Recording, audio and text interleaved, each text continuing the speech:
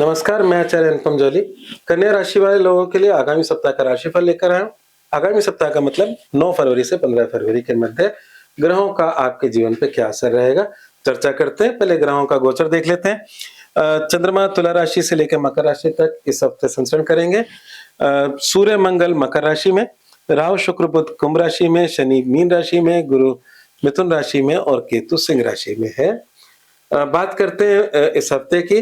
तो मेरे हर राशिफल के अंदर 3 बहुत इम्पोर्टेंट बातें होती हैं जो आपके लिए बहुत ही लाभकारी होती हैं। पहली होती है कि कौन से दिनों में आपको सावधान रहना है हफ्ते के अंदर। दूसरा, इस हफ्ते को अच्छा करने के लिए क्या उपाय है। और तीसरा, मूल मंत्र क्या है आपके जीवन को बेहतर बनाने के लिए। तो शुरुआत करते हैं पहले तो कि किन दिनों में आपको सावधान रहना है। तो वो दिन है 12 फरवरी दोपहर 1:42 से लेकर 14 फरवरी रात्रि 12:42 तक का जो समय है वो आपकी राशि से चतुर्थ चंद्रमा का होगा। चतुर्थ चंद्रमा चिंता परेशानी देता है और एक तरह से ये आपका समय जो होता है उस समय चाहे आपके घर में बहुत हैपनिंग समय हो, खुशियां हो, पर आप डिस्टर्ब बने हुए होते हो, तो आपका ये समय खिन्नता, परेशानी, चिंता, अवसाद ऐसा कुछ बीतता है। हालांकि मेरा मानना यह है कि अगर आपकी कुंडली में अच्छी दशा चल रही है तो चिंता करने की बात नहीं है। और दूसरा मेरा मानना यह है कि इस समय पे, क्योंकि चंद्रमा मन पर असर करता है और मन डिस्टर्ब होता है, तो ऐसे समय पे हमें ध्यान जरूर करना चाहिए, अपनी पूजा पाठ बढ़ानी चाहिए। तो चलिए बात करते हैं बाकी दिनों की। तो सप्ताह की जो शुरुआत है, शुरुआत के अंदर थोड़े बहुत पारिवारिक मसले मतलब शेप ले सकते हैं, या ये हम ये कह सकते हैं कि परिवार के अंदर किसी प्रकार के क्लेश की बातें हो सकती है। तो उस समय आपको थोड़ा सा धैर्य रखना पड़ेगा पारिवारिक क्लेश से बचने के लिए। और बाकी जो समय है वो मौज शौक में व्यतीत होगा, नए पुराने मित्र मिलेंगे और बाकी समय अच्छा है। तो छोटी-मोटी यात्राएँ भी दिख रही हैं। हम अगर जब भी जीवन के विभिन्न पहलुओं की बात करें, स्वास्थ्य की बात करें, तो कन्या राशि वाले लोगों के लिए भी स्वास्थ्य की अगर हम बात करें, तो बुध का छठे घर से गोचर, हालाँकि गोचर में वो बुरा नहीं है, पर स्वास्थ्य के लिहाज से बुरा है।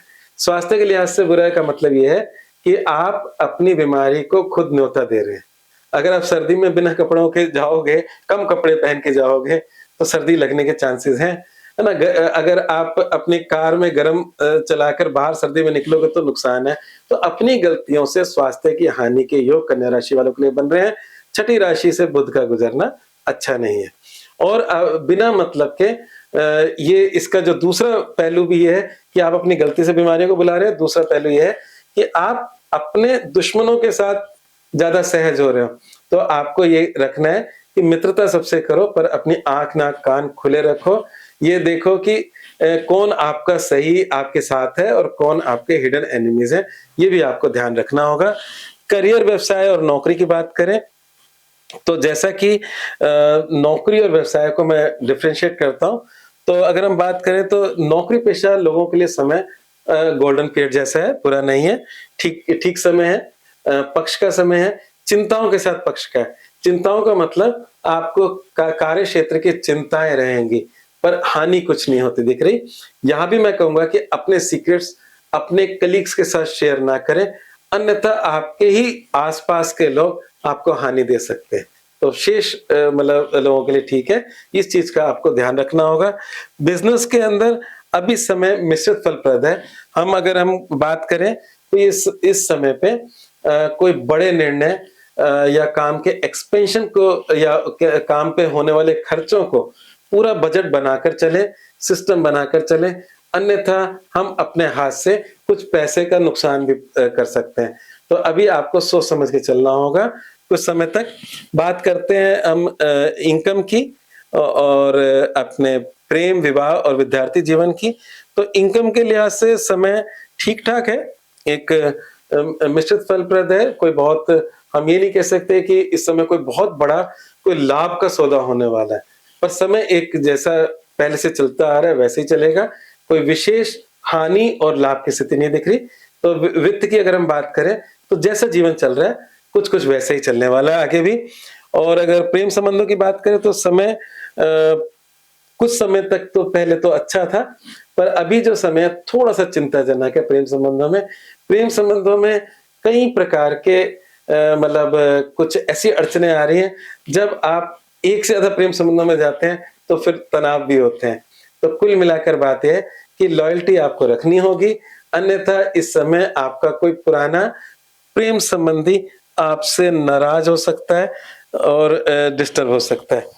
बात करते हैं हम अगर वैवाहिक जीवन की, तो वैवाहिक जीवन के लिहाज से समय ठीक-ठाक है। शनि आपके वैवाहिक जीवन से गुज़र रहा है और शनि छोटी-मोटी परेशानियाँ देता है, तनाव देता है, आपका जीवन साथी का जो व्यवहार होगा, वो थोड़ा-सा रिजिड होगा, ज़िद्दी होगा, तो उसको आपको अकोमोडेट करेंगे, तो आपका वैवाहिक जीवन अच्छे से चल पाएगा। बात करते हैं मतलब एजुकेशन का, तो एजुकेशन के लिहाज से समय ठीक-ठाक है। मंगल उच्च का है, मंगल 8वीं राशि का स्वामी है, 8वीं राशि लॉस का होता है, पर यहाँ मंगल आपको गुप्त रूप से लाभ भी दे रहा है, तो बस आपको निर्णय लेना है कि क्या करना है, क्या नहीं करना। कभी-कभी ये मंगल आपको पढ़ाई से दूर भी कर सकता है और पढ़ाई में आपको बहुत ही हायर लेवल की स्टडी भी करा सकता है। तो कहीं न कहीं यहाँ पर मतलब ग्रह जो हैं वो इस प्रकार से हैं कि डुअल नेचर लिए हुए हैं। अगर आप पढ़ाई में डिस्टर्बेंस चाहते हो तो डिस्टर्बेंस हो जाएगा, आप रुकना एक अच्छी पढ़ाई करना चाहते हो तो अच्छी हो जाएगी। आपको अपने नियम खुद पालने होंगे पढ़ाई को लेकर और अगर आप ढुल-मिल करेंगे तो यही योग आपको नुकसान दे जाएगा और अगर आप संतुलित तरीके से चलोगे तो पढ़ाई में उन्नति भी देखी जाएगा। तो यहाँ पर आपको अपनी जो होता है डायरी मेंटेन करनी होगी, अपने पढ़ाई के समय निर्धारित करने होंगे।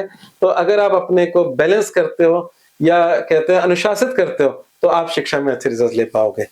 बात करते हैं भाग्य और समाधान की, तो भाग्य और समाधान के अंदर कन्या राशि वाले लोगों के लिए उपाय हनुमान चालीसा ही है, क्योंकि मंगल यहाँ पर इनके लॉस का लॉर्ड है और वो आपके उच्च का है और वो जो खाना है वो शिक्षा का भी है, वो आपके प्रेम संबंधों का भी है और जीवन के अंदर एक अलग से कुछ जैसे कहते हैं ना कि जीवन में 3 पहलू होते हैं, एक भाग्य होता है, एक हमारा कर्म होता है और एक तीसरा फैक्टर जो काम कर रहा होता है, उसका तीसरा फैक्टर क्या है? तो इस मंगल को जितना संतुलित कर लोगे उतना अच्छा। अगर आपको नुकसान की अधिकता लग रही है, तो मसूर की दाल का दान कर सकते हो, हनुमान चालीसा का पाठ कर सकते हो, इससे आपका ये हफ्ता पूरा बैलेंस हो सकता है। मूल मंत्र क्या है इस हफ्ते का? बड़े निर्णयों में किसी विद्वान, अपने गुरु या माता-पिता से भी विमर्श करें।